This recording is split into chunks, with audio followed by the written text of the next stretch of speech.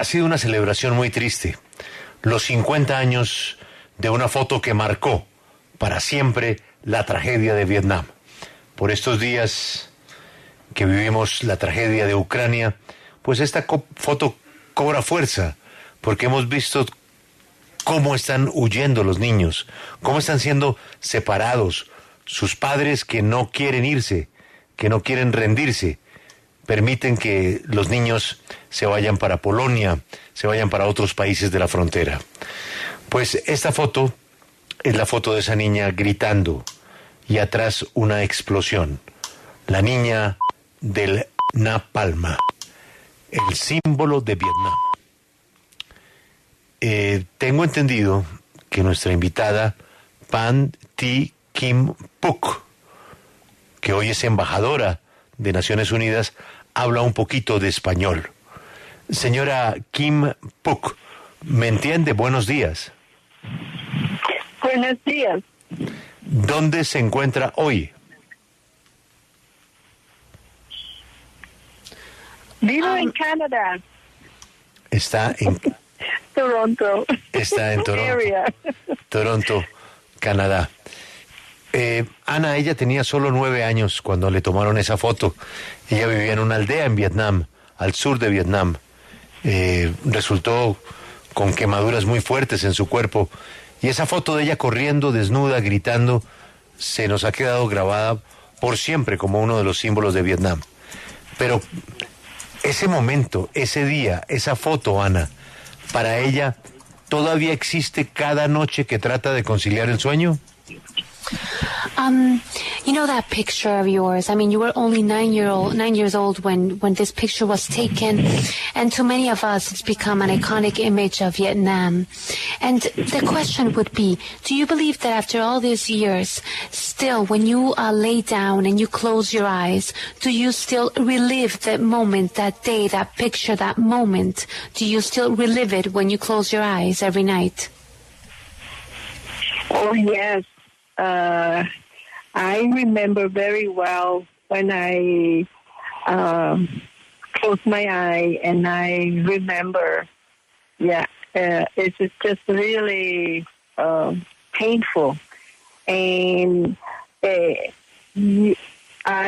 have that remember very, very well before I pass out.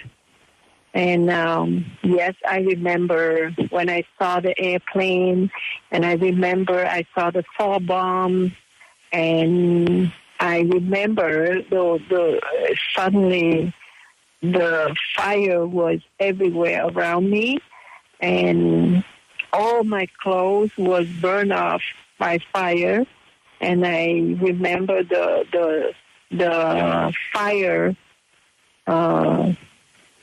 was burned over my left arm, and I used my right hand to wrap it up. And I remember my thought at that time, oh my goodness, I got burned. I will be ugly. And so the people will see me with a different way. And I was so terrified, so scared. Yes. And I thank God that my feet weren't burned. So I was able to run out of that fire. And I saw my brothers and my cousins. Kim, let me translate that, please, really quickly. Recuerda bien ese momento cada vez que cierra los ojos, un momento muy doloroso para ella, tiene el recuerdo claro y vivo todavía. Antes de dormir se vienen esas imágenes a su cabeza de los aviones sobrevolando, las bombas cayendo y de repente el fuego a su alrededor, toda su ropa se quemó y recuerda muy claro ese incendio, como quemó su brazo izquierdo, como quemó su cuerpo y con la mano derecha trataba de apagarlo, trataba de quitarlo, así que su pensamiento es bastante claro sobre lo que ocurrió en ese momento, cómo se quemaba y cómo pensaba también que iba a quedar fea, que la gente la iba a mirar diferente, de una manera diferente, y por eso sentía ella tanto miedo de que sus pies también se quemaran y no poder correr de ahí cuando estaba cerca a su hermano, a sus primos. ¿Cuál es su relación con el fotógrafo Nick Ut, el fotógrafo que le toma a usted esa icónica foto? Relationship with the photographer Nick Ut, the person that took this picture of yours? Oh yeah, when I I didn't know who took my picture. I didn't know anything, and so after I know that the photographer Nick Ut, AT photographer, he took my picture, and then he told me the story that after I passed out, I lost my consciousness, and he took me to the nearest hospital, and I am so thankful. He became a part of my family. I call him Uncle Ut, and we have a wonderful relationship until now, because he not only took my picture, but he did an extra job that he helped me, and he saved my life. Yes. Nos dice que en ese momento no sabía nada de ningún fotógrafo, no lo conocía, no sabía que le habían tomado esa foto, pero luego Nick Ut le contó la historia y le dijo lo que había pasado posteriormente. Le contó que ella se había desmayado, que perdió la conciencia, la llevó a un hospital cercano y está muy agradecida con él. Por eso se volvió parte de la familia, le dice incluso tío Ut, y tienen una gran relación hasta el día de hoy, porque no solo le tomó esa foto que se volvió muy icónica, sino que también le salvó la vida, la ayudó, y eso fue algo extra que él hizo por ella, y por eso tienen esta relación tan cercana. Muchos consideran que esa foto fue clave para que el mundo tomara conciencia del horror de la guerra de Vietnam. Pero hoy hay quien plantea que esa fotografía, que es la fotografía de una niña desnuda que está huyendo con quemaduras en el cuerpo, sería muy difícil de publicar en medios de comunicación hoy. ¿Ella qué piensa sobre ese debate? ¿De imágenes como esas se deben o no publicar para hacer consciente a la gente de un suceso como era en ese caso la guerra de Vietnam? For many people, this image of you running with burnt helped a lot for the world to understand what was happening in Vietnam and for the resolution of the Vietnam War. But many people think that if a picture like that was taken today, a lot of media companies would have a hard time trying to publish it. In your opinion, pictures like this, should they be published in order to caught people's attention and make them realize what's happening? Or do you agree with people that believe that this type of pictures of a kid in these circumstances should not be published? For me, I think it should be public, because that is sometimes the picture is a really the truth, but it's sometimes that is not pretty. You know, it's ugly, I can say. But for me, like whatever happened, it is the picture taken and telling the truth. And sometimes it's true, but it's not pretty. And I think we have to tell the world, like, what is true, what has happened, the fact. Like my picture, yes, for myself, is as a little girl. The first time I saw my picture, I said, why he took my picture that way? I was a little girl, naked, and why are my brothers, my cousins, were with the clothes on? I didn't like that picture. I hated that picture when I first saw, when I was a child. But then later on, I learned that the picture is a powerful gift for me to work for peace. And I think whenever the moment of the tragedy happen, we need to record. We need to take a picture and show that. It kind of education. It kind of let people, next generation, they should know what's happening so they can work for peace and prevent the same thing happen to the human being, and special for children. Ella cree que este tipo de fotografías, Félix, sí deben hacerse públicas porque a veces la foto, aunque no sea bonita, dice la verdad. Puede ser muy cruda y no puede verse agradable ante los ojos de los espectadores, pero es la realidad. Y para ella a veces estas fotos son las que cuentan la verdad de lo que está ocurriendo a pesar de que no sea lindo o bonito. Estas realidades tienen que decirse al mundo, tienen que contarse la verdad de los hechos, y para ella su foto, aunque como cuando era una niña no le gustaba esa foto, era muy chiquita y lo odiaba. Ella se preguntaba ¿por qué me tomaron esa foto? Está muy horrible, pero después entendió que era un regalo muy poderoso para que ella pudiera trabajar por la paz. Siempre mostrar estos momentos de tragedia es positivo. Es positivo que se registre este tipo de fotos, mostrarlas al mundo. Es un tipo de educación para ella, para que las próximas generaciones conozcan la historia y trabajen por la paz.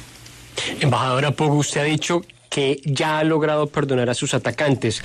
¿Cuándo logra usted perdonar a los que provocaron sus heridas, al punto incluso de rezar por los pilotos que tiraron esas bombas?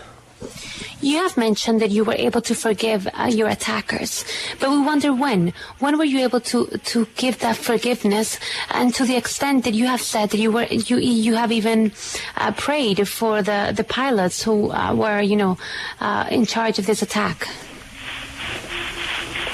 Okay, so yes, I became a victim of war. And then later on, post-war, I suffered so much about nightmare, about trauma, bitterness, anger, and hatred. All this was so difficult for me as a victim of war. And so and then later on, because of that picture, gets so famous, it's affected my private life. As I said, the more that picture gets famous, the more it would cost my private life. And so it's so difficult to deal with it. And I have a thought of suicide. I didn't want to live anymore. And then after that, in me as a teenager, I just wanted to seek out, looking for the answer. Why me? Why I have to suffer that much? And I wanted to move on, but I couldn't. And then one thing in me at that time, I just really wanted to seeking. And I went to the library and I read so many religious books. And with the purpose to find the answer, why me? And among all the books I read, it was the New Testament, the Bible, and I read. It's a long story, but short. In Christmas 1982, I became Christian. I believe in Jesus Christ, and my faith in Jesus, in God, I pray so much. The more I pray, the more peace I have. And that is a really amazing turning point for me.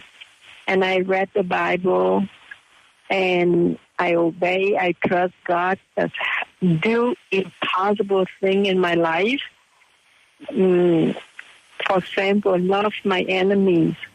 I couldn't do that by myself. Yes. And then I trust God can do impossible things for me. And I started to work on that. I learned and I love my enemies by praying for them. Even all the people who caused my suffering, not only the pilot, not only who involved, everyone caused my suffering. Even at that time, I hated my life. Yes. And after I became Christian, I love myself. I love everyone. Sure. So that is the part that is the lessons of forgiveness. I'm so thankful that my heart is not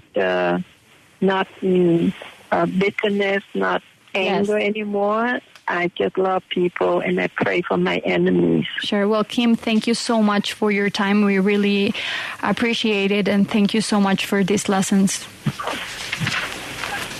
Oh, thank you. Bye bye.